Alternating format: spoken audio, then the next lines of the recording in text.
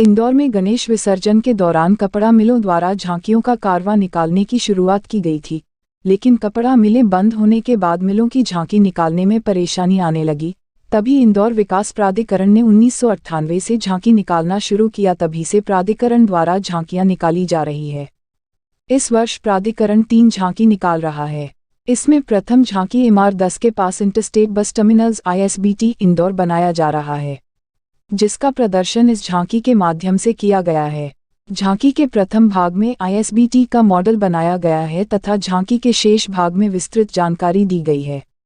द्वितीय झांकी पर्यावरण संरक्षण पर आधारित है, जिसमें प्रधानमंत्री नरेंद्र मोदी के मार्गदर्शन एवं मुख्यमंत्री शिवराज सिंह चौहान के नेतृत्व में आज़ादी का अमृत महोत्सव के तहत इंदौर विकास प्राधिकरण की नवीन योजनाओं में 100 बगीचे विकसित करने का लक्ष्य दिखाया गया है।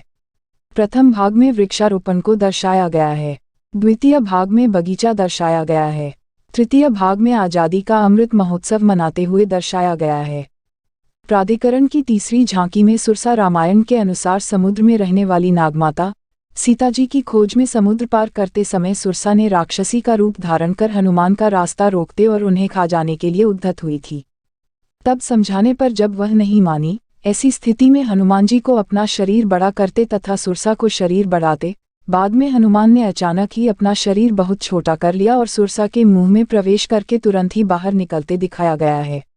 हनुमान जी के इस कृत्य के दौरान सुरसा को प्रसन्न होकर हनुमान जी को आशीर्वाद देते दर्शाया गया है। झांकी के प्रथम भाग में हनुमान जी का विशाल रूप दर्शाया गया है एवं द्वितीय भाग में विराट राक्षसी सुरसा के मुंह में प्रवेश करते हुए वीर हनुमान जी को दर्शाया गया है।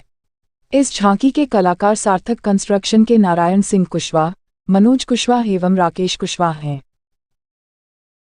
देखो, इंदौर का ये जो परंपरागत त्यौहार है, इसमें इंदौर विकास प्राधिकरण का 26वां वर्ष है।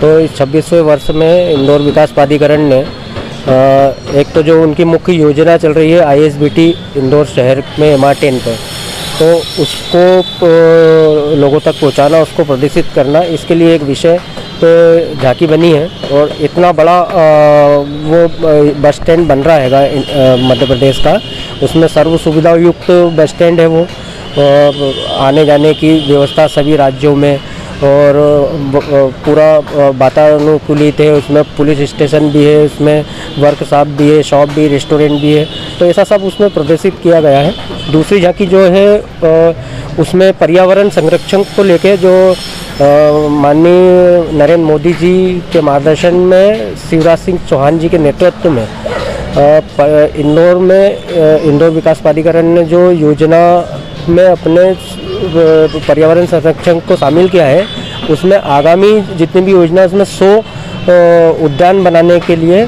संकल्पित है इंदौर विकास प्राधिकरण। तो उसी को दर्शाया गया है। आज़ादी का जो 75वां महोत्सव है, उसके अंतर्गत ये पर्यावरण संरक्षण को विशेष रूप से इंदौर विकास प्राधिकरण ले रहा है। और तृतीय झांकी जो है धार्मिक है, तो धार्मिक झांकी में हनुमान जी को जब उनकी शक्ति याद नहीं रहती है, तो फिर सब बानर पूरी सेना मिलकर उनको शक्ति याद दिलाते हैं। और जब शक्ति याद आती है तो समुद्र लांघते, तो उनकी सर्वप्रथम भेंट सुरसा से होती है। तो उसी दृश्य को झांकी में दिखाया है, रंग बिरंगे बल्बों के साथ, और वाटरप्रूफ झांकियाँ ये है, अगर बारिश भी होगी तो चलती रहेगी सब।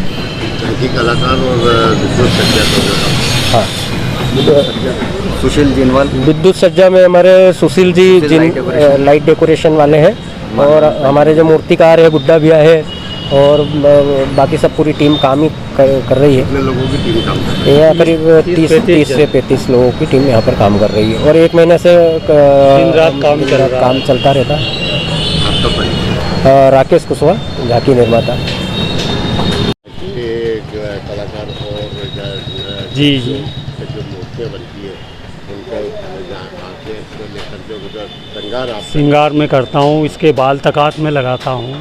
और आप बाल देखो कैसे लग रहे हैं उनके, ऐसा लगता। मनोज जी मेरे से बोलते, बोले यार मेरी झांकी में भी बाल लगाओ, बोले इतने खूबसूरत बाल आप लगाते हो। लेकिन कब से आप करते हो? मैं 15 साल की उम्र से कर रहा हूँ। तो मैं परदेसीपुरे से नूतन स्कूल पैदल आता था, और उसके बाद में फिर मनोज भैया के साथ काम करता था। कोई उनसे पैसा नहीं लेता था, क्योंकि शौक़ था एक ये। और वो शौक़ ही आज मेरा ये हो गया कि उसको मैंने ये बना लिया अपना। अभी 2 साल लॉकडाउन में झांकियाँ नहीं निकली, तो उस समय क्या परेशानी है? बहुत परेशानी है सर, क्योंकि कोई काम ही नहीं मिल रहा था घर बैठे हुए। 3 साल तक बहुत परेशानी है। वो तो मेरे बच्चे थे, तो बाकी बच्चों से आज कौन क्या मदद मांग सकता। मेरी तो ये इच्छा रहती कि बच्चों को अपन मदद करें। जो झांकियाँ बनाते हो, झांकियों में आप क्या काम करते हैं, ज़रा विस्तार से? मेरा ऐसा कोई काम नहीं है जो मेरे को नहीं आता है सर। फाइबर का काम ले लो मेरे से, ड्रेसिंग का ले लो, बाल लगाना सीख लो, पूरा सज्जा में ही करता हूँ। अब इन्होंने तो मेरे को थोड़े से काम के लिए बुलाया था, क्योंकि अभी मैं नवरात्रा में माताजी बनाऊँगा, तो 4-5 माताजी बनाता हूँ 10-10 हज़ार की। तो बोले नहीं यार, बोले हमारा काम ज़रूरी है वो। उसके बाद अभी मेरे को मित्तल वालों ने भी बुलाया था, मित्तल टेंट वालों ने। वो आजकल गोबर के गणपति बनाते हैं। मैंने यार भैया टाइम नहीं है यार, मैं खुद भी बनाता हूँ, बाकी मेरे को टाइम नहीं मिला। और विशेष तौर से मैं मिट्टी के गणपति ही बनाता हूँ।